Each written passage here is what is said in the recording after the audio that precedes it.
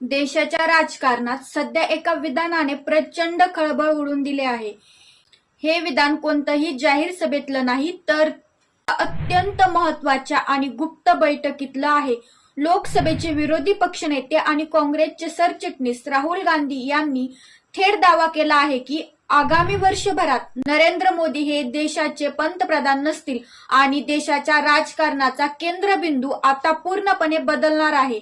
नमस्कार, मी आदित्य आणि तुम्ही पाहतात ट्रूटेक्स न्यूज. राहुल गांधीच्या या विधानामुळे राजकीय वर्तुळात अनेक प्रश्न निर्माण झाले आहेत. राहुल गांधी एवढ्या आत्मविश्वासाने हा दावा करत आहेत. काँग्रेसच्या पडद्यामागे नेमक्या काय हालचाली सुरू आहेत आणि आगामी वर्षासाठी काँग्रेसचा नेमका मास्टर प्लॅन काय आहे, हे सर्व आपण सविस्तर समजून घेणार आहोत. त्या बंद दाराआडच्या बैठकीत नेमकं काय घडलं? नवी दिल्ली ते काँग्रेसच्या अल्पसंख्याक विभागाची एक अत्यंत महत्त्वाची आणि विशेष बैठक आयोजित करण्यात आली होती. या बैठकीला देशभरातून काँग्रेसचे प्रमुख पदाधिकारी आणि रणनीतिकार उपस्थित होते. ही बैठक केवळ आगामी निवडणुकापुरती मर्यादित नव्हती, तर काँग्रेसच्या भविष्यातील दीर्घकालीन रणनीतीवर चर्चा करण्यासाठी बोलवण्यात आली होती. या बैठकीत बोलताना राहुल गांधींनी कार्यकर्त्यांमध्ये नवा जोश आणण्याचा प्रयत्न केला. ते म्हणाले, भाजप आणि आरएसने गेल्या काही वर्षात देशात जे द्वेषाचे आणि भीतीचे वातावरण तयार केले आहे, त्याचा पाया आता कमकुवत झाला आहे. भाजपची हुकुमशाही मोडून काढण्याची वेळ आता आली आहे. देशातील जनता बदलासाठी तयार आहे आणि पुढच्या वर्षभरात आपल्या केंद्रात मोठे राजकीय फेरबदल पाहायला मिळतील. यानंतरच त्यांनी मोदींच्या पंतप्रधानाबद्दलचा तो मोठा दावा केला. 2. राहुल गांधींचा काँग्रेस नेत्यांना 3 कलमी सल्ला. केवळ दावा करून राहुल गांधी थांबले नाहीत, तर त्यांनी काँग्रेसच्या नेत्यांना आणि कार्यकर्त्यांना जमिनीवर काम करण्यासाठी काही कडक आदेश आणि सल्ला दिला आहे. त्यांचे मुख्य 3 मुद्दे खालीलप्रमाणे आहेत. जनतेशी थेट संपर्क. राहुल गांधींनी कार्यकर्त्यांना स्पष्ट सांगितले की केवळ सोशल मीडिया किंवा कार्यालयात बसून राजकारण चालणार नाही. काँग्रेसच्या नेत्यांनी आणि कार्यकर्त्यांनी लोकांच्या घरापर्यंत पोहोचले पाहिजे. विशेषतः अल्पसंख्याक, दलित, आदिवासी आणि वंचित घटकांच्या समस्या समजून घेऊन त्यांच्या हक्कासाठी रस्त्यावर उतरले पाहिजे. संविधानाचा रक्षक म्हणून समोर या लोकसभा निवडणुकीत काँग्रेसला संविधान धोक्यात आहे. या मुद्द्याचा मोठा फायदा झाला होता.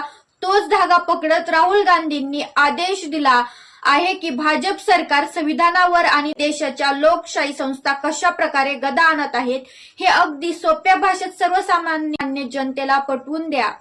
द्वेषाला प्रेमाने उत्तर द्या. राहुल गांधी आपल्या या संकल्पनेचा पुनरुच्चार केला. भाजपच्या आक्रमक आणि धार्मिक ध्रुवीकरणाच्या राजकारणाला उत्तर देताना काँग्रेसने आपली भाषा घसरू देऊ नये, तर सर्वसमावेशक आणि सलोख्याचे राजकारण पुढे न्यावे असा सल्ला त्यांनी दिला.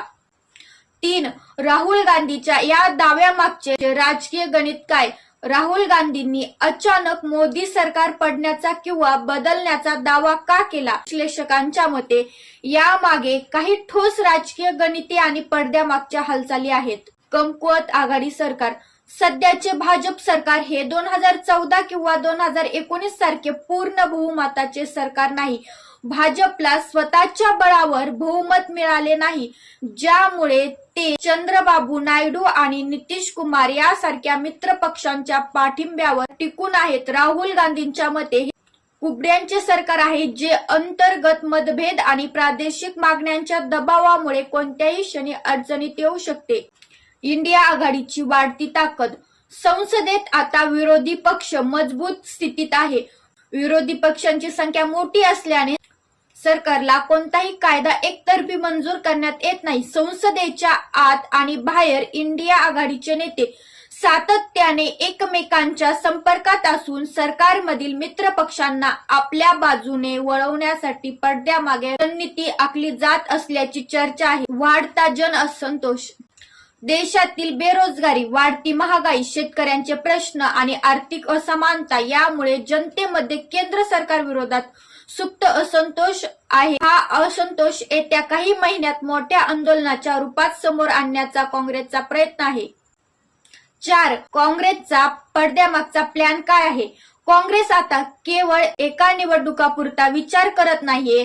सूत्रांच्या माहितीनुसार काँग्रेसने आगामी 1 वर्षासाठी एक ऍक्शन प्लॅन तयार केला आहे. ज्या राज्यामध्ये आगामी काळात विधानसभा निवडणुका आहेत तिथे पूर्ण ताकदीने उतरून भाजपला पराभूत करणे, जेणेकरून केंद्र सरकारवरचा दबाव आणखी वाढेल. मित्र पक्षांशी समन्वय, इंडिया आघाडीतील प्रादेशिक पक्षांसोबत घेऊन भाजपच्या मित्र पक्षावर NDA मधील घटक पक्ष डोळा ठेवणे, देशव्यापी आंदोलने, जनतेच्या खऱ्या प्रश्नावरून महागाई, बेरोजगारी लक्ष विचलित होऊ न देणे आणि सरकारला प्रत्येक आघाडीवर कोंडीत पकडणे.